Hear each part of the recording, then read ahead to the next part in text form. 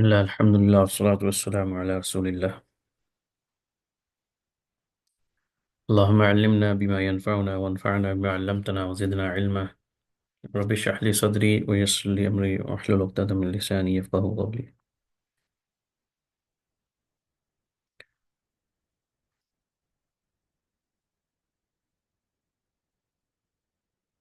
پہلے ہم تلاوت سنتے ہیں، اس کے بعد انشاءاللہ پھر آگے پڑھتے ہیں. قل أرأيتم ما أنزل الله لكم من رزق فجعلتم منه حراما وحلالا قل الله أذن لكم أم على الله تفترون قل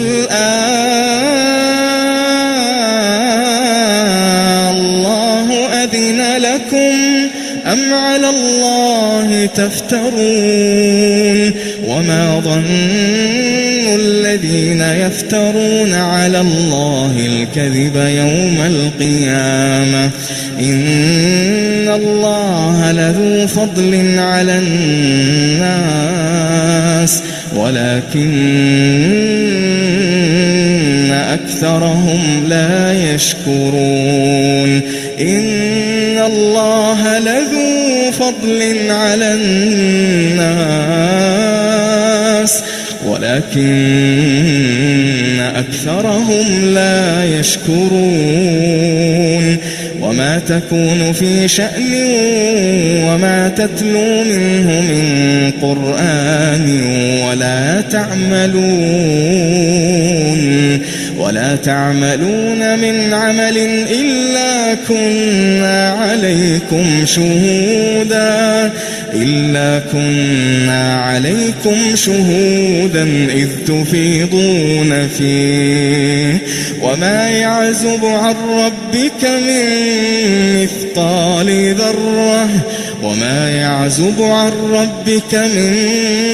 مثقال ذرة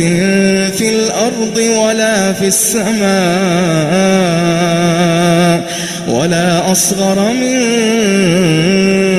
ذلك ولا أكبر إلا في كتاب ولا أصغر من ذلك ولا أكبر إلا في كتاب مبين ألا إن أولياء الله لا خوف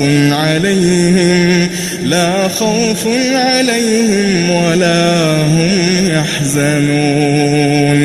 الذين آمنوا وكانوا يتقون لهم البشرى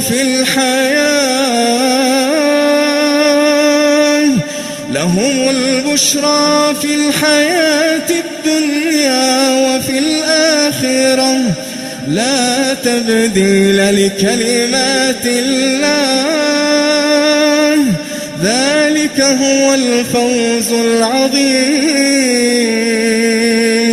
ولا يحزنك قولهم إن العزة لله جميعا هو السميع العليم.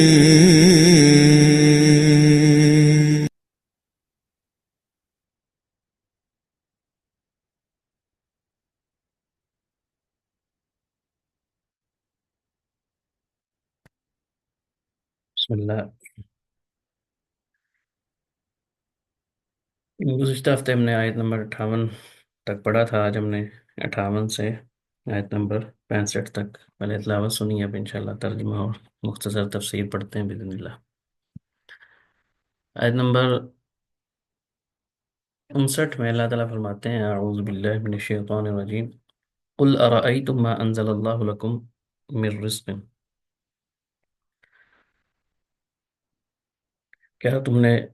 یعنی نبی کے وسلم کو یہ کہہ رہے ہیں کہ قل آپ فرما دیں ارأیتم کیا تم نے دیکھا ما انزل اللہ لکم من رزق، کہ جو اللہ تعالیٰ نے تمہارے لیے رزق نازل کیا، فجعلتم منہ حراما وحلالا، تو پھر تم نے اس میں سے کسی کو حرام بنا دیا، کسی کو حلال بنا دیا، یعنی کچھ کو حرام بنا دیا، کچھ کو حلال۔ قل اللہ اذن لکم، اب کہہ دیں کہ کیا یہ تمہیں اللہ نے کہا تھا؟ اللہ نے تمہیں اس چیز کی اجازت دی کہ جس کو چاہو حرام کر دو، جس کو حلال کر دو؟ ام علی اللہ تفترون، یا تم اللہ پہ جھوٹ باندھ رہے؟ یہ ہم نے سورۃ الانعام میں بھی ہم نے پڑھا تھا، اور بھی ایک دو جگہوں پہ ہے کہ جو مشرکین مکہ تھے، اور مشرکین کے ہاں یہ چیز معروف تھی کہ بعض جانوروں کو نا وہ اپنی طرف سے حرام کر دیتے تھے، کسی کے اوپر کوئی خاص نشان لگا دیے تو اس پہ جس کے اوپر سواری کرنا حرام ہے، فلاں کا گوشت کھانا حرام ہے، فلاں جو ہے صرف مرد کھا سکتے ہیں، عورتیں نہیں کھا سکتی، یا صرف عورتیں کھا سکتی مرد نہیں کھا سکتے، یا یہ جو جانور ہے یہ فلاں بت کے نام کا ہے اس لیے اس کو کھایا نہیں جا سکتا۔ تو یہ مختلف جو ہے نا ان کے عقیدے تھے، جس کو چاہے انہوں نے حرام کر دیا۔ اسی طرح بنی اسرائیل کے بارے میں بھی اللہ سبحانہ تعالیٰ نے قرآن پاک میں فرمایا کہ کچھ چیزوں کو انہوں نے خود سے اپنے اوپر حرام کیا ہوا تھا، یعنی اللہ کی طرف سے اس میں کوئی حرمت نہیں تھی، بلکہ انہوں نے، تو یہاں پہ بھی اسی چیز کا بیان ہو رہا ہے کہ جو اللہ سبحانہ تعالیٰ نے تمہارے رزق کو نازل کیا، جس کو تم خود سے حرام بناتے، یعنی اس میں سے بعض چیزوں کو تم حرام سمجھ لیتے، بعض کو حلال کر لیتے، تو کیا اس کی اجازت تمہیں اللہ نے تعالیٰ نے دی ہے؟ تو یہ جو آیت ہے، اس سے جہاں اور مسئلے نکلتے ہیں، ایک تو یہ ہے کہ جو حرام اور حلال کا مسئلہ ہے، یہ صرف اللہ سبحانہ تعالیٰ کی، یعنی یہ صرف شریعت کا حق ہے، یہ اللہ تعالیٰ کا حق ہے کہ جسے چاہے حرام کر دے، جسے چاہے حلال کرے۔ کسی کی طبیعت یا مزاج کیا ہے کسی چیز کو پسند نہیں کرنا، یا کوئی کسی چیز کے خوف ہے جیسے مشرکین کرتے تھے، یہ طریقہ درست نہیں کہ شریعت کے اندر اپنی طرف سے کوئی ایسی بات کرنا۔ ایک چیز اللہ اس کے رسول نے حرام نہیں کی، تو کوئی بندہ آ کے اس کو حرام کر لے کہ مجھے ایسے لگتا ہے، یا میری رائے یہ ہے، یہ ایسے ویسے، تو انتہائی خطرناک معاملہ ہے۔ وجہ کیا ہے کہ قرآن پاک میں اللہ تعالیٰ نے کہا ومن ازلم ممن افترى علی اللہ کریم، اس سے بڑھ کے کون ظالم ہے جو اللہ پہ جھوٹ باندھتا ہے؟ تو ایک طرح سے یہ اللہ کے اوپر جھوٹ باندھنے کے مترادف ہوتی ہے یہ بات، جس کو عام طور پہ آج بہت سے لوگ معمولی سمجھتے ہیں۔ یہ انتہائی خطرناک بات ہے کہ کسی چیز کو حرام کہنا، کسی چیز کو حلال کہنا۔ بعض چیزیں ایسی ہوتی ہیں جو اتحادی مسائل ہوتے ہیں، اس میں حالات کے پیش نظر بعض اہل علم کی دو آراء ہو جاتی ہیں، بعض لوگ جو ہے نا وہ ایک، جیسے آج کل بائی کاٹ کا معاملہ چل رہا ہے، تو اس میں اس قدر اس میں چلے جانا کہ جو ہم بات کر رہے ہیں، جو ہم سوچ رہے ہیں وہی درست ہے، یعنی یہ ایسی چیزیں ہوتی ہیں جس کے اندر انسان کو بہت زیادہ شدت نہیں کرنی چاہیے، جو اصلاً چیز حلال ہو اس کے اوپر اس قدر شدت کرنا یا معاملات کرنا، یعنی اختلاف ہو سکتا ہے اس کے اندر، جس کو اصلا، یعنی یہ معاملہ اس طرح کا نہیں ہے کہ جس کو آپ ایک ہے واضح چیز کو اللہ اور اس کے رسول نے کسی چیز کو حرام حلال، جیسے سود ہے، اس میں کوئی بندہ گنجائش نکالنا شروع کر دے اس طرح کا، تو ظاہری بات ہے وہ اپنا بیڑا گرک کر رہا ہے، یا اس کے جواز کے لیے ہیلے تلاش کرے۔ اسی طرح جس طرح کسی حرام چیز کو حلال قرار دینا جو جرم ہے نا، جیسے کچھ شراب کے بارے میں ہم نفرت کرتے ہیں، زنا کو برا سمجھتے ہیں، یا دیگر معاملات، اسی طرح کسی جائز چیز کو یا کسی حلال چیز کو حرام قرار دینا یہ بھی ایسا ہی جرم ہے۔ بات سمجھ آ رہی؟ یعنی کوئی ایک چیز اصلاً چیز حلال ہے، اس کو کوئی بندہ حرام کرنا شروع کر دے کہ یہ حرام ہے، یہ بڑا خطرناک معاملہ ہے کہ اللہ سبحانہ تعالیٰ نے کسی چیز کو حرام نہیں کہا، تو آج کا کوئی بندہ اٹھ کے ایسے بات کرے۔ ہاں حلال، جیسے میں نے ابھی آپ کو بائی کاٹ کی مثال دی ہے نا، تو اس میں دو موقف ہیں، ایک تو یہی ہے میں خود بھی بائی کاٹ کے حق میں، لیکن بعض اہل علم جو ہے نا وہ جو، اور یہ نہیں کہ وہ عام علماء میں سے ہیں، بڑے علماء میں سے آپ، وہ یہ بات کرتے ہیں کہ یہ جو بائی کاٹ مہم ہے، جیسے ابھی کچھ دیر پہلے میں ایک کلپ دیکھ رہا تھا کہ ایک چیز آپ لوگوں نے خرید لی ہے، اس کے بعد اس کو ضائع کرنا، جیسے بعض لوگ آپ دیکھ بھی رہے ہوں گے سڑکوں پہ بوتلیں پھینک رہے ہیں اور ایسے کر رہے ہیں، تو یہ تو سمجھے عقل کا بائی کاٹ ہے کہ آپ نے تو پیسے پے کر دیے ہوئے ہیں، اب اس کو ضائع کرنے کا کوئی فائدہ نہیں ہے۔ عوام کے اندر یہ مہم چلانا یہ صحیح ہے کہ ایسی چیزوں کا بائیکاٹ، یا ہر وہ چیز جو کسی بھی صورت میں کیسے بھی ایسے جو حربی کفار ہوتے ہیں جن کے ساتھ جنگ چل رہی ہوتی ہے، ان کو نقصان پہنچانے میں آپ کوئی بھی کردار ادا کر سکتے ہیں تو لازمی وہ کرنا چاہیے، یعنی یہ کم از کم یہ ہمارا کم سے کم حق ہے کہ ہم ایسا کریں۔ لیکن اگر جیسے بعض ایسے معاملات ہوتے ہیں جن میں جو علماء اس کی بات کرتے ہیں وہ اس میں کہتے ہیں کہ اس میں یہ دیکھا جائے کہ مفاسد المصالح کیا ہیں، اور یہ ایک دین کا بڑا ایک باب ہے جس پہ پوری کتابیں الگ سے بھی لکھی گئی ہیں، بلکہ پورے کا پورا جو دین ہے اس کو آپ دیکھیں کہ اس میں مصالح اور مفاسد ہی کو سامنے رکھا گیا دین نے، کہ اس میں مسلمانوں کا یا لوگوں کا فائدہ کس چیز کے اندر ہے۔ اللہ تعالیٰ نے کسی چیز کو اگر حرام قرار دیا نا، تو وہ یہ اگلی آیت میں بھی آئے گا انشاءاللہ، وہاں پہ میں بات کروں کہ وہ کیوں قرار دیا ہے حرام، کسی چیز کو حلال کہا تو اس میں کیا فائدہ ہے۔ اصل چیز یہ ہوتی ہے کہ مصالح اور مفاسد کو دیکھا جاتا ہے کہ فائدہ کس میں زیادہ ہے، بائیکاٹ کرنے میں اگر فائدہ زیادہ ہے تو وہ کریں، اگر بائیکاٹ کرنے میں اپنے ہی مسلمانوں کا نقصان زیادہ ہو رہا، یہ اصل مین چیز ہے۔ تو وہاں پہ جذباتی باتیں کرنا یا بڑے بڑے ڈائلاگ مارنا یہ عقل مندی نہیں ہوتی۔ اگر کہیں پہ آپ کو حتمی طور پہ یقین ہے کہ ہم یہاں پہ اس ٹائم مقابلہ نہیں کر سکتے، یہ معاملہ نہیں کر سکتے، تو وہاں پہ چند قدم پیچھے ہٹنا جو ہے نا، یہ بزدلی نہیں کہلواتا، یہ عقل مندی اور حکمت کا تقاضا ہوتا ہے کہ بعض جگہوں پہ ایسے فیصلے کرنے پڑتے ہیں جو بظاہر ہمیں لگ رہا ہوتا ہے یار اس میں نقصان ہے، یہ ہے، جیسے صلح حدیبیہ کے موقع پہ اگر ظاہری طور پہ دیکھا جائے تو اس وقت بھی جو صحابہ تھے ان کو یہ چیز بری لگی تھی کہ آپ صلی اللہ علیہ وسلم نے جو شرائط رکھی ہیں، کچھ دیر کے لیے اگر ہم ذہن سے یہ نکال دیں کہ وہ اللہ کے رسول نہیں تھے، اللہ کے رسول نے معاہدہ نہیں کیا، عام کسی حکمران نے کیا، تو تھوڑی دیر کے لیے سوچیں پبلک نے اس کا کیا حال کرنا تھا اس بندے کا۔ وہ تو نبی کریم صلی اللہ علیہ وسلم تھے نا، اس وجہ سے ہم خاموش رہتے ہیں نا، لیکن اس چیز کو اس اینگل سے بھی دیکھنا چاہیے کہ وہ اگر صلح حدیبیہ کی شرائط پڑھیں، اس میں یہ لکھا ہوا کہ اگر کوئی بندہ اہل مکہ میں سے مشرکین میں سے مدینہ آئے گا تو اس کو ہم واپس کریں گے، لیکن اگر مدینہ میں سے کوئی آپ کے بعد بندہ آئے گا اس کو ہم واپس کرنے کے پابند نہیں ہوں گے، یعنی آپ نے واپس نہیں کرنا۔ اب یہ واضح طور پہ کس کا فیور ظاہری طور پہ دیکھا جائے تو اس میں فیور کس کی نظر آ رہی ہے، اور باقاعدہ ایسا ہوا بھی کہ ایک مسلمان وہاں سے آ گیا تھا، تو کیونکہ رسول اللہ نے معاہدہ کیا ہوتا تھا، آپ صلی اللہ علیہ وسلم نے کہا کہ ہم نہیں اس کو رکھ سکتے اپنے پاس، وہ بہرحال ایک تفصیلی مسئلہ ہے۔ تو مقصد اس میں یہ دیکھنا چاہیے کہ مصالح اور مفاسد کس کے اندر ہے، کس کے اندر اگر کسی چیز کے اندر فائدہ مسلمانوں کا زیادہ ہے تو وہاں پہ اس چیز کو اختیار کیا جائے گا، یعنی ایک بڑا وسیع باب ہے یہ،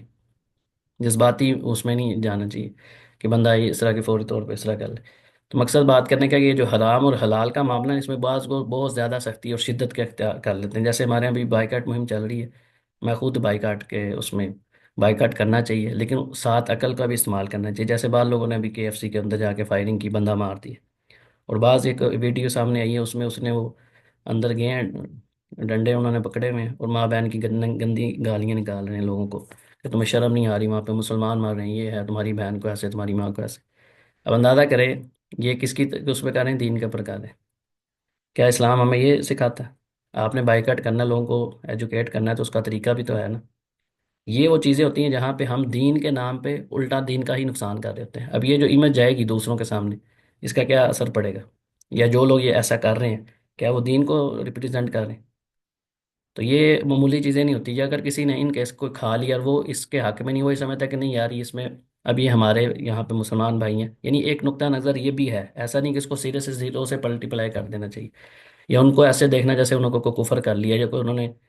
کوئی یعنی حرام چیز کھا لی ہے۔ ایسا نہیں، اگر آپ کا یہ موقف ہے تو اس پہ آپ قائم رہیں، کریں، اس کو طریقے سے سمجھائیں، اس کو دلیل سے، اگر کوئی دوسرے موقف کا ہے اس کو کہیں بھئی آپ کا یہاں پہ اس موقف ہم اس کو صحیح نہیں سمجھتے، لیکن اس کو اس طرح ڈیل کرنا جیسے کوئی نعوذ باللہ وہ کوئی کافر ہو گیا یا اس نے کوئی خنزیر کھا لیا۔ یہ اصل جو میں یہاں پہ بات کرنا چاہ رہا ہوں نا، میں یہ نہیں بات کر رہا کہ بائیکاٹ کے حق میں بات کر رہا ہوں، نہیں، اصل چیز ہے کہ جو حرام حلال کا معاملہ ہے اس میں انسان کو محتاط ہونا چاہیے، کیونکہ اس کا جو رزلٹ ہے یہ کیا چیز ہے، قل اللہ اذن لکم، اس سوال کو ذرا ذہن میں رکھیں، یہ اللہ نے رسول اللہ صلی اللہ علیہ وسلم سے کہا کہ ان سے پوچھیں کیا اس کی تمہیں اللہ نے اجازت دی ہے، ام علی اللہ تفترون، یا تم اللہ پہ جھوٹ باندھ رہے؟ تو جو بندہ اس چیز شدت کر یہ ہے وہ ٹھیک ہے، آپ کے جذبات ساری اپنی جگہ، اصل جو سوال ہے وہ کیا ہے کہ کیا یہ جو چیز ہے یہ اللہ نے حرام کی ہے یا حلال کی ہے، اصلاً کیا ہے، حلال ہے۔ اب یہ آج کے دور میں مسئلہ یہ ہے، لیکن یہ یہاں پہ تو یہ جو ہم جس آیت میں پڑھے اس میں تو میں نے آپ کو بتایا کہ وہ جانور تھے جن کو انہوں نے اپنے مختلف بتوں کے نام پہ چھوڑا ہوتا تھا، کہیں پہ انہوں نے بعض اونٹنیوں کے اگر کسی نے مثلاً کے طور پہ صرف اس کی انسا جو ہے مونس ہوتے ہیں نا یہ جانور کی وہ پیدا ہو رہی ہیں، تو اس کے بعد اگر کوئی مذکر پیدا ہوتا تھا تو وہ کہتے تھے بھئی یہ جانور اب اس کے اوپر حرام ہے، یہ اس کو صرف مرد کھا سکتے ہیں، اس کو مونس نہیں کھا سکتی، اور اگر وہ مرا ہوا بچہ پیدا ہوا تو پھر انہوں نے کہا چلو ٹھیک ہے اس میں ہم مرد بھی کھا سکتے ہیں عورتیں بھی کھا سکتے ہیں، اس قسم کے عقیدے تھے جیسے ہم پیچھے سورہ انعام پڑھ کے آئے۔ اصل جو ہے نا اس چیز کی سنگینی کو سمجھنے کی ضرورت ہے، اور یہ صرف کھانے پینے کے تک محدود نہیں ہے، اور بھی دیگر معاملات جن کو اصلاً شریعت نے جائز رکھا ہو یا اصلاً حرام رکھا ہو اس کے اندر گنجائش نکالنا۔ جیسے ایک دفعہ ہمارے سابق پریزیڈنٹ تھے، انہوں نے ایک دفعہ، کیونکہ عام طور پہ ان کو دین کا اتنا شعور نہیں ہوتا، تو انہوں نے ایک دفعہ ویسے بات کی کہ علماء کو جو ہے نا، چونکہ مجبوری ہے اور ایسے معاملات ہیں، تو سود کے اندر گنجائش نکالنے کی بھی کوئی کوشش کرنی چاہیے، اس طرح کی انہوں نے بات کی تھی، ان کا وائرل بڑا کلپ ہوا تھا۔ تو بعض چیزیں ہوتی ہیں جو اصلاً حرام ہیں، اس کو جائز قرار دینا، یا کسی جائز یا حلال چیز کو حرام قرار دینا، یہ گویا کہ اللہ کے اوپر جھوٹ باندھنا ہے۔ اصل جو اس کی میں بات اس کے اوپر زور دے رہا ہوں، اس کی وجہ یہ ہے کہ سنگینی ہے اس قدر کہ انسان خود شارع بن جائے۔ شارع سے مراد ہے اللہ، کہ جس نے حلال اور حرام کو قرار دینا صرف اللہ کے اختیار میں ہی ہے۔ دین کے اندر جو چیز آ گئی اس میں آپ اپنی عقل کے دوڑیں گے، مجھے یہ چیز پسند نہیں، آپ کو پسند نہیں ہے، یہ الگ مسئلہ ہے، اس پہ شریعت نے آپ کے اوپر کوئی روک نہیں لگائی، نہ کھائیں کوئی مسئلہ نہیں۔ کسی بندے کو بینگن پسند نہیں ہے، تو بینگن کا پسند نہیں ہونا، وہ نہیں کھاتا تو کوئی مسئلہ نہیں۔ آپ نے دیکھا ہوگا بعض لوگ بہت زیادہ شدت اختیار کرتے ہیں، اس کی برائیاں بیان کرنا شروع کر دیں گے، اس میں یہ مسئلہ، اس میں یہ ہوتا ہے، وہ ہوتا ہے، بھئی آپ کو نہیں پسند، ٹھیک ہے، آپ کی طبیعت اس چیز کے موافق نہیں ہے، آپ یہ فطری چیزیں ہوتی ہیں، کسی کو کدو پسند نہیں ہوتا۔ اب رسول اللہ صلی اللہ علیہ وسلم کو بہت زیادہ کدو پسند ہے، ایک بندے کو کدو پسند نہیں ہے تو اس کا کیا مطلب؟ ہم اس کو کہیں زبردستی کھاؤ کدو؟ نہیں، ٹھیک ہے، تم نہیں پسند کر، کوئی مسئلہ نہیں، اس میں کیا رہ ہے؟ یعنی ایک انسان کی اپنی طبیعت ہوتی ہے، یہ فطری چیزیں، لیکن اب اس کو ایک چیز مجھے پسند نہیں ہے تو میں اس کی وجہ سے کسی دوسرے بندہ، اگر کوئی بندہ وہ چیز کھا رہا ہے تو میں اس کی برائیاں شروع کر دوں، اس کو میں ایسے کروں جیسے وہ کوئی حرام چیز کھا رہا ہے۔ یہ ہے اصل جو چیز ہے نا، جو جذبات کے اوپر مبنی ہوتی ہے، عقل اور شعور نہیں ہوتا۔ تو یہ جو چیزیں، ان کو دیکھنا چاہیے کہ اس میں مصالح اور مفاسد کو سامنے رکھنا چاہیے، کہ اس میں مسلمانوں کا فائدہ ہو رہا ہے یا نقصان ہو رہا ہے۔ تو یہ سامنے چیزیں رکھنے کے بعد یہ سوچنا چاہیے کہ ہم جو شدت اختیار کر رہے ہیں کیا یہ درست ہے؟ دین کے نام پہ ہم کر رہے ہیں، کیا دین نے اسی کی ہمیں اجازت دی ہے ایسا کرنے کی؟ یہ سوچنے کی ضرورت ہے۔ آیت نمبر 60 میں اللہ تعالیٰ فرماتے ہیں وما ظن الذین یفترون علی اللہ الکذب، ان لوگوں کا جو کیا گمان ہے، یفترون جو جھوٹ بالتے ہیں، علی اللہ الکذب، اللہ پہ جھوٹ باندھتے ہیں۔ یفترون کا مطلب افطرا ہوتا ہے جھوٹ گھڑنا، جھوٹی بات گھڑنا، کوئی ایسی بات کرنا جو حقیقت سے تعلق نہ رکھتی ہو۔ علی اللہ الکذب، جو اللہ پہ جھوٹ مانتے ہیں، ان کا کیا خیال ہے؟ ایسے لوگوں کا کیا خیال ہے جو اللہ پہ جھوٹ مانتے ہیں یوم القیامہ، قیامت کے دن کے بارے میں؟ قیامت کے دن یعنی ان کا کیا حال ہوگا جو یہ ایسا کام کر رہے ہیں؟ وما ظن الذین، ان لوگوں کا گمان کیا ہے، کیا خیال ہے ان کا؟ یفترون علی اللہ الکذب یوم القیامہ، قیامت کے دن ان کا کیا معاملہ ہے؟ اس کو ان کو چاہیے کہ سوچیں کیا ان کا معاملہ ہوگا۔ ان اللہ لذو فضل علی الناس ولکن اکثرهم لا یشکرون، بے شک اللہ تعالیٰ صاحب فضل ہے، علی الناس لذو فضل، ان لوگوں پہ فضل کرنے والا، ولکن اکثرهم لا یشکرون، لیکن اکثر لوگ ناشکری کرتے ہیں۔ اس کے دو معنی ہیں، ایک تو یہی ہے کہ اللہ تعالیٰ نے فضل کا جو بیسیکلی ایک تو فضیلت کے معنی میں آتا ہے، اور ایک ہوتا ہے کہ کسی چیز کا، یعنی ضرورت سے زائد کسی چیز کا ہونا۔ ایک بندے کے پاس اس کی ضرورت سے زائد پیسے ہیں تو ہم کہیں گے یہ فضل ہے۔ پانی ہے آپ کے پاس ایک گلاس، آپ کو ضرورت ہے، آپ کے پاس دو گلاس ہیں تو دوسرا گلاس اس کو فضل ہم کہیں گے، یعنی ایکسٹرا کسی چیز کا ہونا، کرم ہونا، احسان۔ تو فضل جو ہے نا، لوگوں کے اوپر کیا فضل ہے اللہ تعالیٰ کا، کہ انسان، اسی طرح فضل کا ایک معنی یہ بھی بیان کیا جاتا ہے کہ آپ کی جو محنت ہے نا، جو آپ کی اصل کمائی بنتی ہے، اس سے ایکسٹرا آپ کو مل جانا۔ تو اس لحاظ سے پوری کائنات، پوری مخلوق پہ اللہ تعالیٰ کا فضل ہی فضل ہے، کہ اگر ہم اپنے اعمال کو دیکھیں تو ہم جنت کے حقدار نہیں بن سکتے، کیونکہ جنت اتنی اللہ تعالیٰ کی قیمتی ہے کہ ہمارے اعمال اس کے اتنی، یعنی ہماری کمائی نہیں ہے، یا ہم اتنی پیمنٹ نہیں کر رہے کہ ہم جنت خرید سکیں، لیکن اللہ کا فضل ہے، اللہ کے فضل کے ساتھ ہی ہم جنت میں داخل ہوں گے۔ اعمال سبب بنیں گے، لیکن یہ ایسے ہی جیسے ایک چیز 50 روپے کی ہے اور میرے پاس ہے ہی 50 روپے یا 40 روپے، تو کیا وہ 40 روپے اس کی قیمت ہے؟ نہیں، یہ اللہ تعالیٰ اپنے فضل سے ہمیں جنت میں داخل کرے گا۔ تو دنیا کے اندر بھی اللہ تعالیٰ کا فضل ہے لوگوں کو، اللہ تعالیٰ فوراً سزا نہیں دیتے بندوں کو، اگر جس طرح کے اعمال ہیں اللہ تعالیٰ فوراً ان کی پکڑ کر سکتا ہے، لیکن اللہ تعالیٰ کا فضل ہے کہ اللہ تعالیٰ چھوٹ دی ہوئی ہے، اللہ تعالیٰ توبہ کا موقع دیتا ہے، بار بار دیتا ہے، ہزاروں دفعہ انسان غلطی کرتا ہے پھر توبہ کرتا ہے، پھر توبہ، اللہ تعالیٰ اس کے باوجود اس کو رزق بھی دے رہے ہیں، سکون بھی دیا ہوا، امن بھی دیا ہوا، سارا معاملہ کر، تو یہ اللہ تعالیٰ کا فضل ہوتا ہے۔ اسی طرح یہاں پہ ایک فضل کا معنی جو یہاں اگر ہم سابقہ آیت کو دیکھیں، کیونکہ یہاں پہ رزق کی بات ہو رہی ہے، تو اس میں یہ ہے کہ انسان کے جو اعمال ہیں ان کے مطابق اللہ تعالیٰ نہیں دیکھتا کہ اس کے اعمال کے مطابق اس کو رزق دے رہے ہیں، اللہ تعالیٰ نے پہلے سے رزق اس کے لیے لکھا ہوا ہے، اس کو مل رہا ہے رزق، سختی نہیں کر رہے۔ اور اسی طرح اللہ تعالیٰ کا فضل سے مراد یہاں پہ لوگوں پہ یہ بھی ہے کہ اللہ تعالیٰ نے وہی چیزیں انسان کے اوپر حلال کی ہیں جن کا اس کے دنیا اور آخرت میں اس کو فائدہ ملے۔ اور وہ چیزیں حرام کر دی ہیں، یہ بھی اللہ تعالیٰ کا فضل ہے۔ کسی چیز کو کسی بندے پہ حرام کر دینا یا اس کو روک دینا، یہ اللہ تعالیٰ کا فضل ہوتا ہے۔ کسی کا بظاہر نقصان ہو گیا، بندے کو یار میرا تو سب کچھ ختم ہو گیا، وہ حقیقت میں اس کو نقصان نظر آ رہا ہے، شر نظر آ رہا ہے، لیکن اصل میں وہ اللہ تعالیٰ کا اس کے اوپر فضل ہوتا ہے کہ وہ کسی بڑے نقصان سے بچ جاتا ہے۔ تو اللہ تعالیٰ نے ہر وہ چیز حلال کی جس کا ہمیں فائدہ ہے، اور ہر وہ اس چیز کو حرام قرار کر دیا جو ہمارے لیے فائدہ مند نہیں ہے۔ تو یہ اللہ تعالیٰ کا ہم پہ فضل ہے، کیونکہ ہم تو نہیں جانتے کہ ہمارا کس میں فائدہ کس میں نقصان ہے، سمجھے؟ ہمیں ہمارے اپنے فائدے اور نقصان کا نہیں پتہ، اللہ تعالیٰ کو ہمارا پتہ ہے۔ ہم بعض اوقات کسی چیز کو سمجھ رہے ہیں یار اس میں میرے لیے فائدہ ہے، لیکن وہ حقیقت میں وہ ہمارے لیے فائدہ مند نہیں ہوتی وہ چیز،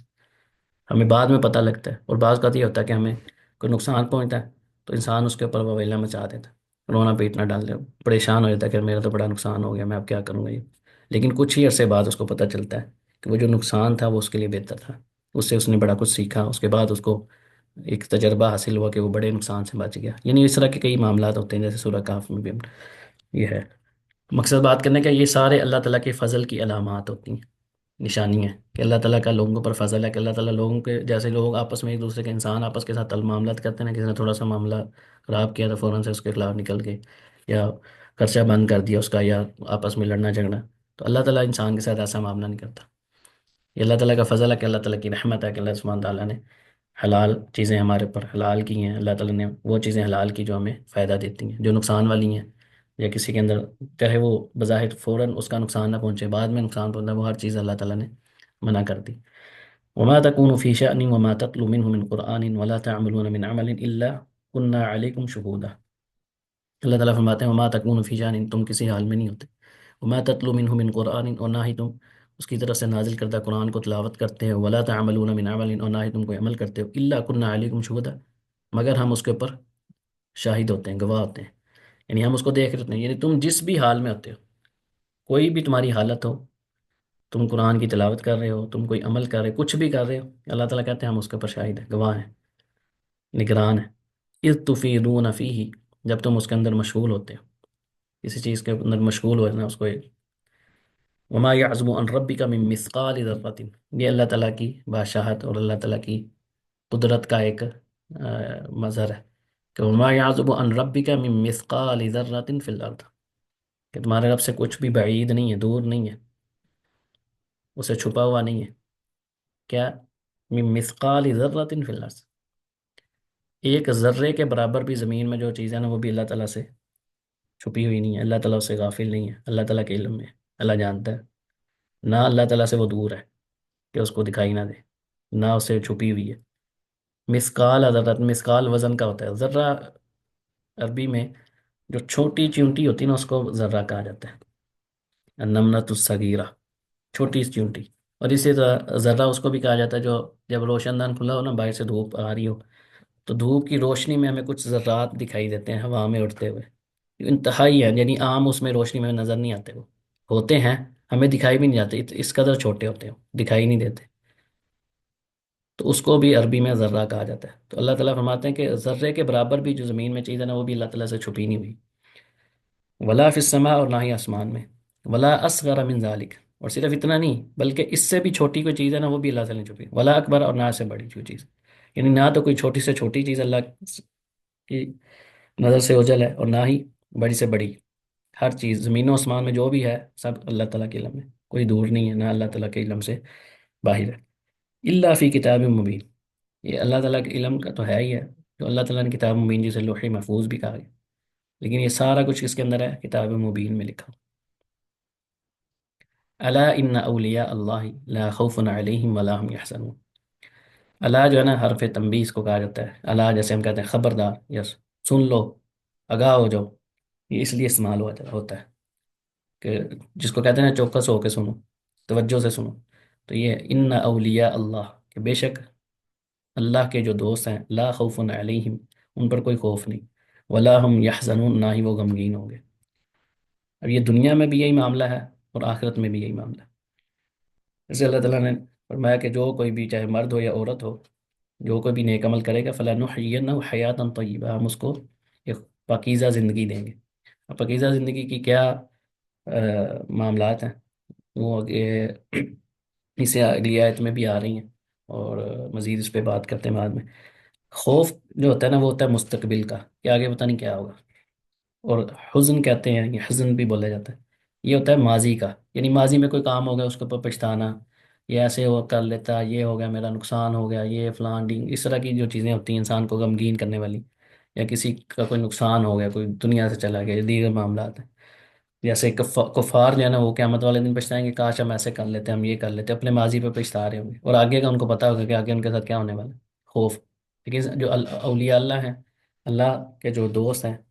ان کا کیا ہوگا؟ نہ ان کے اوپر کوئی خوف ہوگا، یعنی نہ مستقبل کا کوئی خوف ہے۔ مستقبل خوف یعنی مستقبل کا ہوتا ہے کہ آگے پتہ نہیں کیا ہوگا، مجھے جاب ملے گی کہ نہیں، میرے بچوں کا کیا ہوگا، میں اگر شادی کر لی تو پتہ نہیں میں کہاں سے کھاؤں گا، میں کیا کروں گا، گھر بنے گا کہ نہیں ہوگا۔ یعنی کئی طرح کے خوف انسان کی زندگی میں ہوتے ہیں۔ کفار کو تو ظاہری بات ہے آخرت کا یقین نہیں ہے، لیکن جو اللہ کے دوست ہیں ان کو یہ ہے کہ دنیا میں بھی وہ صبر کر رہے ہیں، آگے کا بھی ان کو یقین ہوتا ہے کہ آگے جو بھی ٹائم آئے گا انشاءاللہ بہتر ہی ہوگا۔ وہ ان کی زندگی عام لوگوں کی طرح کی نہیں ہوتی، تو نہ ان کے اوپر خوف ہوگا نہ غم ہوگا، تو یہ دنیا میں بھی ان کی ایک کیفیت ہوتی ہے، آخرت میں تو یہ ہے ہی ہے۔ الذین آمنوا وکانوا یتقون، اب یہ جو اولیاء اللہ کی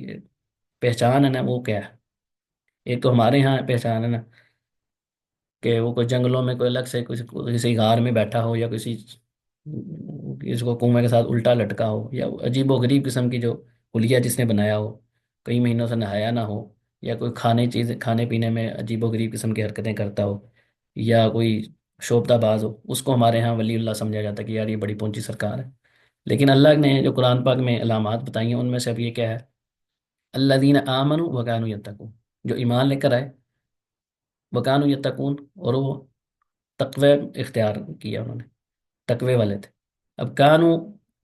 جب فعل مضارع کے ساتھ آتا ہے، یہ گرامر کا آپ کو پتہ ہے، یہ اس کو کہتے ہیں پاسٹ کنٹینیو، ٹھیک ہے؟ تو یہ ہوتا ہے کسی چیز کے اوپر مستقل رہنا، یہ نہیں کہ ایک دفعہ کیا اس کے بعد چھوڑ دیا، اس کا مطلب ہوتا ہے کہ اس کے اوپر وہ استمرار ہوتا ہے ان کا، رکتے نہیں ہیں۔ تقوی کا یعنی وکانو یتقون، یہ اللہ تعالیٰ نے ان کی صفت بیان کی ہے کہ جو اولیاء اللہ کون ہے؟ لا خوف علیہم ولا هم یحزنون، ان کے اوپر خوف نہیں ہوگا، لیکن وہ ان کی علامت کیا ہے؟ الذین آمنوا وکانوا یتقون، جو ایمان لے کر آئے اللہ اور اس کے رسول کے اوپر، جو اللہ اور اس کے رسول نے کہہ دیا اس کے اوپر مکمل طور پر ایمان لے کر آئے، وکانوا یتقون، اور تقوی اختیار کیا۔ اور تقوی کا یہ نہیں کہ ایک دفعہ کر لی بعد میں چھوڑ دیا، نہیں، بلکہ اس کو جاری رکھا۔ اور تقوی کیا ہوتا ہے؟ کہ اللہ تعالیٰ کی جائز جو چیزیں ہیں، اللہ نے جن کو جائز کہا ہے ان کے اوپر عمل پیرا ہونا، اللہ کے احکام کے اوپر عمل کرنا، اور اللہ نے جن چیزوں سے روکا ان سے رک جانا، یہ تقوی کی سمجھ لیں کم سے کم مختصر ترین یہ ڈیفینیشن کہہ لیں کہ انسان اس طرح کی کیفیت میں زندگی گزارے۔ اب اللہ تعالیٰ نے ایک آگے کیا آیت میں، جو آیت نمبر 64 میں، لَهُمُ الْبُشْرَى فِي الْحَيَاةِ الدُّنْيَا، کہ ان کے لیے بشارت ہے، خوشخبری ہے دنیا کی زندگی میں بھی، وفی الآخرت، اور آخرت میں بھی۔ لا تبدیل لکلمات اللہ، اور اللہ تعالیٰ کے جو کلمات ہیں وہ تبدیل نہیں ہوتے۔ ذالک هو الفوز العظیم، یہی حقیقی اور عظیم کامیابی ہے۔ یہاں پہ لہم البشری فی الحیات الدنیا، کہ ان کے لیے دنیا کی زندگی میں بھی بشارت ہے، یہ خوشخبری ہے۔ تو اللہ تعالیٰ نے احادیث میں اس میں تفصیل اس کی آتی ہے کہ بشرا سے مراد کیا ہے، یعنی دنیا کے اندر ان کی جو خوشخبری، اللہ تعالیٰ نے کہا کہ ان کے لیے دنیا میں خوشخبری ہے، اس سے کیا مراد ہے؟ اللہ نبی کریم صلی اللہ علیہ وسلم نے ایک دفعہ ایک صحابی نے پوچھا کہ اس سے کیا مراد ہے، تو آپ نے میں کہ دنیا کے اندر خوشخبری سے مراد یہ ہے کہ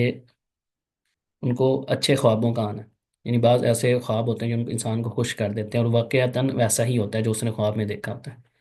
تو یہ بھی ایک دنیا کے اندر اس کی بشارت کی ایک علامت ہے کہ انسان جو ہے نا وہ جو دنیاوی زندگی ہے، جس میں نبی کے صلی اللہ علیہ وسلم نے فرمایا، یہ غالباً صحیح بخاری میں حدیث ہے کہ لم یبق من النبوۃ الا المبشرات، اور مبشرات جب پوچھا گیا کہ اس سے کیا مراد ہے، تو آپ نے فرمایا الرؤیا الصالحہ، اچھے خواب جو ہیں، اچھے خواب جن میں یہ ایک تو یہ چیز شامل ہے، دوسرا یہ بشرا سے مراد یہ ہے دنیا کی زندگی میں کہ انسان جو ہے نا وہ دلی طور پہ اطمینان ہونا کسی چیز کا، اس کی اگر ہم آج کی دور میں مثال دیکھ لیں تو اہل غزہ کو آپ دیکھ لیں، بچے ہیں، بڑے ہیں، عورتیں ہیں، مرد ہیں، جو بھی ہیں، ان کی زبان پہ الحمدللہ یہ آپ کو نظر آ رہا ہے، یعنی اس قدر پریشانی، سارا کچھ تباہ ہو گیا، سارا کچھ، کسی کا والدین فوت ہو گئے، پوری فیملی، لیکن ان کی زبان پہ جو چیزیں نظر آ رہی ہیں، جو اطمینان نظر آ رہا ہے نا، یہ وہ خوشخبری ہے۔ خوشخبری سے مراد یہ نہیں ہے کہ اس کے اوپر کوئی مصیبت نہیں آئے گی. اگر ایسا ہوتا تو رسول اللہ علیہ وسلم کی ساری زندگی آپ کو ایسی نظر نہ آتی جیسی آپ وسلم کی سیرت. ہر پریشانی آپ کو آپ وسلم کی زندگی میں نظر، لیکن اطمینان، سکون، اللہ تعالیٰ کی باتوں پہ یقین. لا تبدیل لکلمات اللہ، کہ یعنی اللہ تعالیٰ نے جو بات کہہ دی، جن باتوں کی خبر دے دی، وہ ہمیشہ سچ ہی ہوں گی، وہ بدل نہیں سکتی، ویسا ہی ہونا ہے جیسا اللہ تعالیٰ نے کہا.